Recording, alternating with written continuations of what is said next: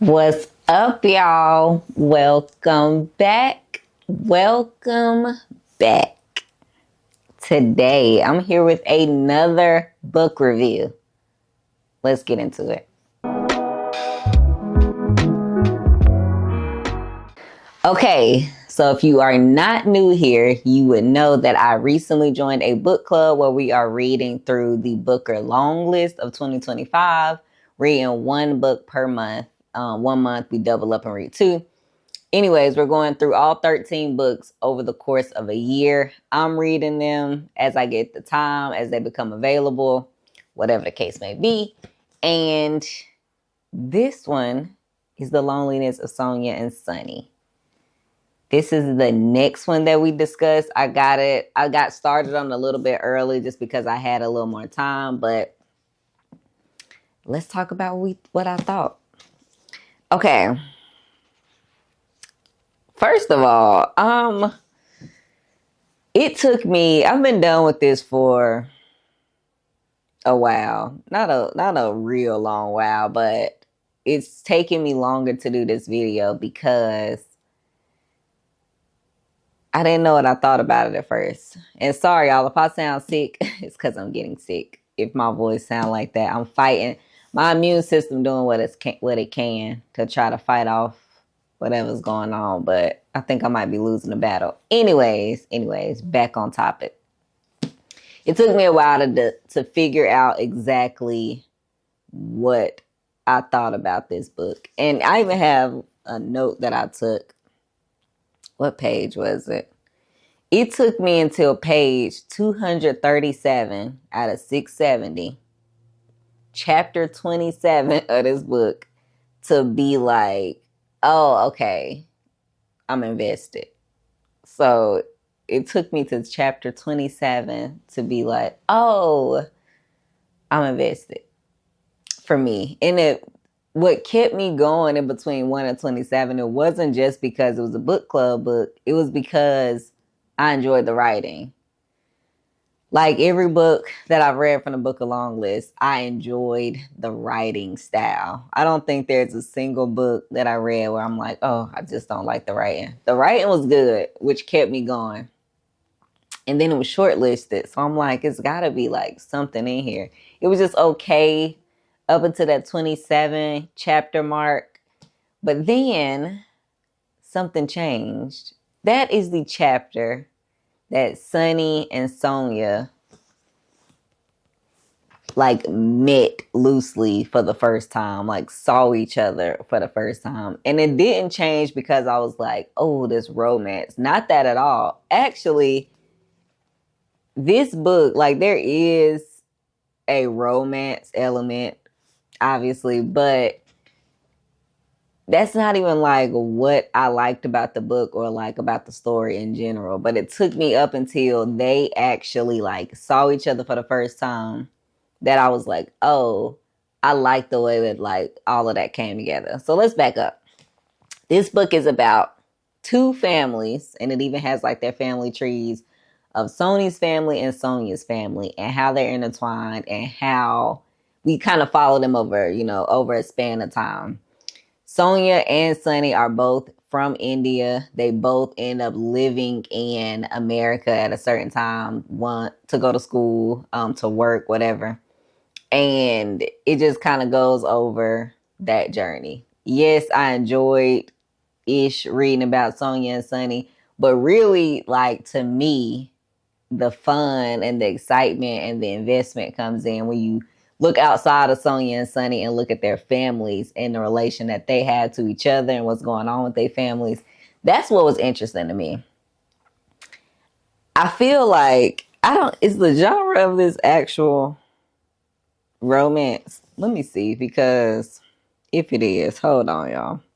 Okay, so it's not like it has a love story in it, but it's not a romance. The genre isn't like specifically romance. Anyways, the love story part was cool, but really, what really was good was the conversations around culture, around stereotypes, around isolation, around assimilation, around family members, around loneliness, like what's in the title, and all of its forms.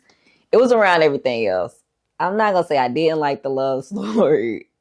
It was all right. It's kind of like how I ain't gonna get into it, but sometimes, which is why like I don't really read a lot of romances, is because that's like the most least interesting thing in the book to me. It's cute, but like the magic in this book is the stuff outside of that to me.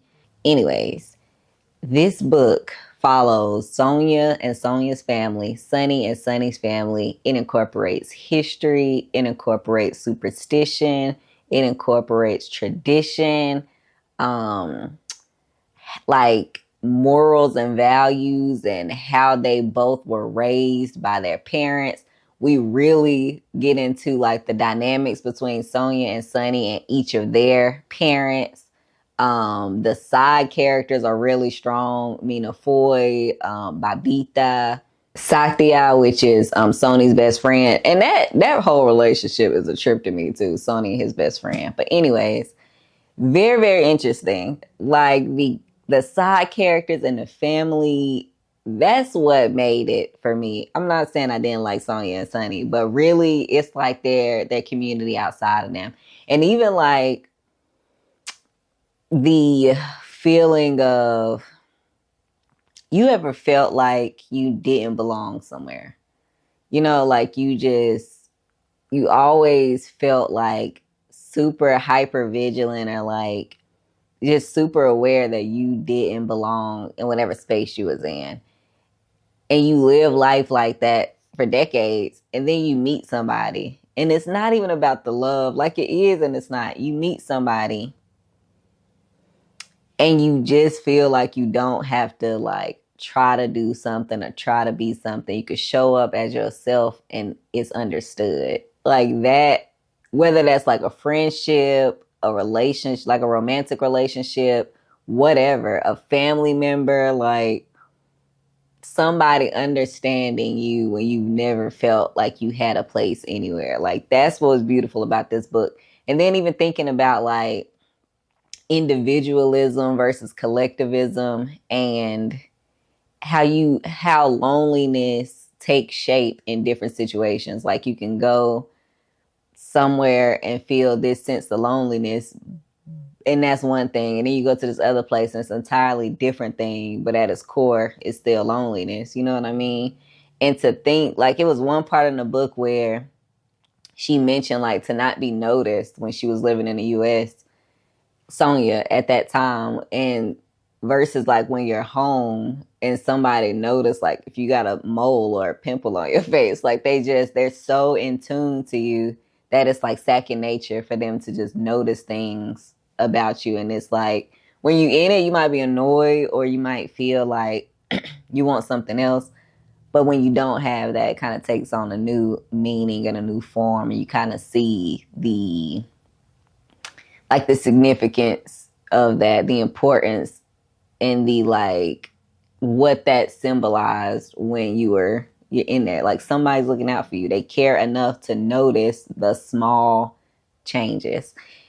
And so in this book, Sonia and Sonny's family, Sonia is an inspiring novelist, and Sonny is a journalist, and they both like have their own struggles. Sonia gets tied up in a relationship with this older man who is so cringe and grimy and creepy and controlling and gross. They're in that relationship, and then Sunny is also in a relationship with a American woman. That's a weird relationship too. But their parents, like Sonia and Sunny, their parents agree to kind of like haphazardly see if they could play matchmaker between them two, because they both are lonely to some degree while both living in America and both from the same place. And that just turns into, a failed but successful thing. And then you just kind of follow it from there. Both of their families are rich in like what they bring to the table. The characters are very distinct. You get to see family members who have been like shunned. I don't want to say shunned, but they've been put in a box to where like they can't rise out of. Like they've almost been So you know how there's like a class system. Even like within families, I feel like there can also be a class system where you can't rise from this point. You at this point and there's nothing you can do to like get yourself to the next class in this family type thing. There's people like that.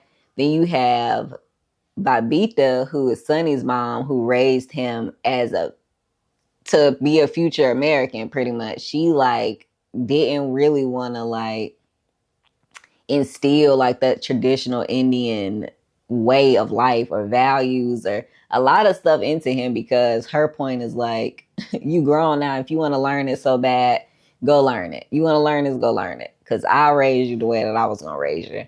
And so you have like this struggle for identity and so many other things. And that's what made this book good. Yes, it took me a while, to get into it. There was other people like I was messaging who was reading this book at the same time, and they were immediately hooked. It took me, what I say, 237 pages. Is that what I said? Let me see. Page 237.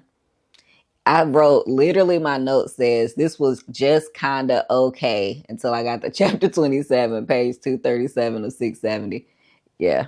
This book also, what I liked about it, again, I liked more of the commentary and the like societal conversations around this, like included in this book. I like the fact that this book really highlights the difference in perspectives. How to you might have thought, and then it makes me think a lot about people who were raised, like when you grow up and you look at how you were brought up and raised as a kid, you have a different view. A lot of people have a different view than what their parents might have. And it's kind of like, from my perspective, I was lacking this. You did this wrong. You did this. You did this. Guaranteed. This just, I don't know. I can't tell you the accurate number, but I'm pretty sure that most people's parents will have a totally different perspective. And they like, you cannot like it, but I did what I did because from my point of view is this, and this. And to just see like that kind of fleshed out in a book was interesting to me because it's very relevant and it's very real. And I feel like a lot of people can relate to that, and not just in a child parent dynamic, but even in like an adult dynamic. Like I can look at one situation and think one thing, and my peer can think a totally different thing, and that's from life experiences, it's from different perspectives, different belief systems, different everything. And so just to kind of see that fleshed out in the book, I thought was really interesting. I liked the family dynamic, the family saga that was in this book. Very, very interesting. The love in this book was a backdrop to me. It was cute, but really, I think the bigger things is what like really grabbed me. It's what kept me reading.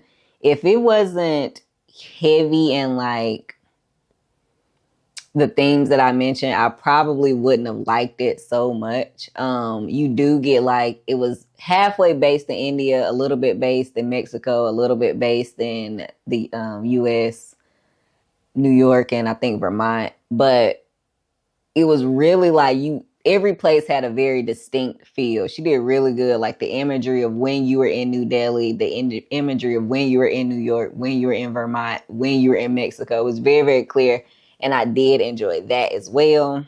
Yeah. And it talked a lot about like corruption of a company, of a person, just corruption in general, of a system, and what that looks like, what that means. So yeah, I mentioned that stereotypes were a big part of this. Racism played a part. But then I'm gonna go back to something that I mentioned earlier: the relationship between Sonny and his best friend Satya. I was so triggered. I was so triggered reading that because, and I know all friendships are different, all relationships are different, but he is like not a good friend. Like in some ways he was, in some ways he was, in some ways he wasn't, which makes me think about how many people are in friendships with people based on the amount of time that they've known them and not how good of a friend they are, like the quality of that friendship. And there is something to be said about like time in. I'm not saying that. There is. If you like stuck with a person for 10, 20 years, 30, 40. Okay, like there is something to be said about that. But to me, that doesn't completely it gives grace for a lot of things. It's some things you're gonna take from them you won't take for other people. Understandably so. I'm in agreement with that. But there are some things that it don't matter how long. Like, why would you do that? Why would you say that? Why is that your way of thinking? Why do you think of me in that light? That's problematic. And I'm not saying they should have not been friends, but they should have. Sonny should have been calling him out on some things. And Sonny wasn't the best friend either. He wasn't the greatest friend either. I just feel like, and then again, maybe it's like men relationships. I've never been a man with a male best friend. I don't know how that goes, but I know if this was like me, or like somebody would have called me out on some. If I was Sunny, my friend would have called me out on a couple things, and if I was Sunny, I would have called her out on a couple things. But that also might be like a difference between male relationships. I don't know. Very interesting, that relationship. I was so triggered. Like, you suck. You suck. But it was some good stuff too. So maybe it's just kind of like, the threshold for you is different than the threshold for somebody else. But yeah, that's where I'm at. The book was good. It was a good book. And I keep thinking every time I finish a book, I'm trying to, like, in my head, place it on where I think I would rank it based on the other Booker Longlist books I've read. And I don't know. Like I said, it took me a while to figure out exactly what I thought about this book. Because to be honest, when I first closed it, I was just like, okay. Like it wasn't like, I didn't have any strong emotions from this book. Maybe that's it. I didn't feel strongly one way or another. And it's not like it was like, it wasn't, I'm not saying it's mediocre, because sometimes you'll close a mediocre book and you don't feel strongly one way. You just like, oh, it's okay. That wasn't it. Like I knew I liked it, but like, I'm like, why did I like this? It took me a minute to really think through, like, why did I keep reading this? Like, what was it in here that made me keep reading? And I don't know. And then the notes I took really didn't matter that much. So I was just kind of like, what was it about this that made me keep reading it? And it's shortlisted. So then I'm asking myself, why is it shortlisted? And I'm trying to like think through what is the genius of this book. And I still don't know if I've found it. I don't know. I'm just one person reading a book. Maybe the collective has a different idea about it. It was good,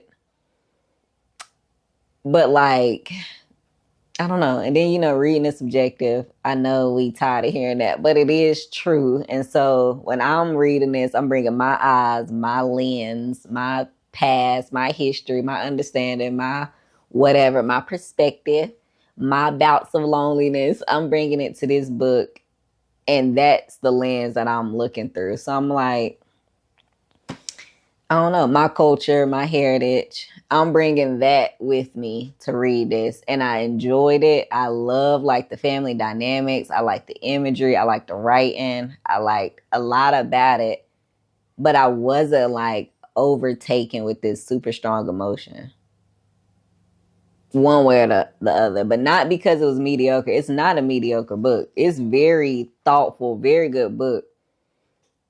But then, okay, let me split this video up a little bit. That's gonna kind of be the end of this review, but I do have a comment to make. If you want to end it here, that's what I think about Sonia versus Sunny, the loneliness of Sonia versus Sunny. But this brought me to another comment I want to make, not necessarily about this, but it sparked it. There is a difference between how much you enjoy and like a book and where you would rate it and what it did for you versus like what the book is by itself, independent of how you felt, how you thought, what you think, like the reading experience. To me, I want to enjoy my reading experience. And I didn't not enjoy it with this, but I'm just saying I want to enjoy the reading experience, but I also want the book to be a good book. I've read things where I really enjoyed the reading experience and the book itself was a train wreck, almost. Like the book was not a good book. It's just like liking a song that you know the song is not what makes a good song. It has none of those, but you like it. That's cool. But to me, like that not trifecta, that perfect merge is you enjoy reading it and you just like so engrossed. And I feel something strongly. I don't know what it is. It could be disgust. It could be like happiness, joy, like all just from the writing, like something from the subject matter, the writing, whatever. Really, I want to feel strongly, mostly about the writing, but also, the subject matter. I want to feel something strongly in whatever way that is, like to be like invested in it to some degree. And I want the book itself to have merit of its own outside of me. Like I want somebody to be like, yeah, it has this, concise writing, this, language, blah, blah, blah, the plot, the organization, all that's good. This to me,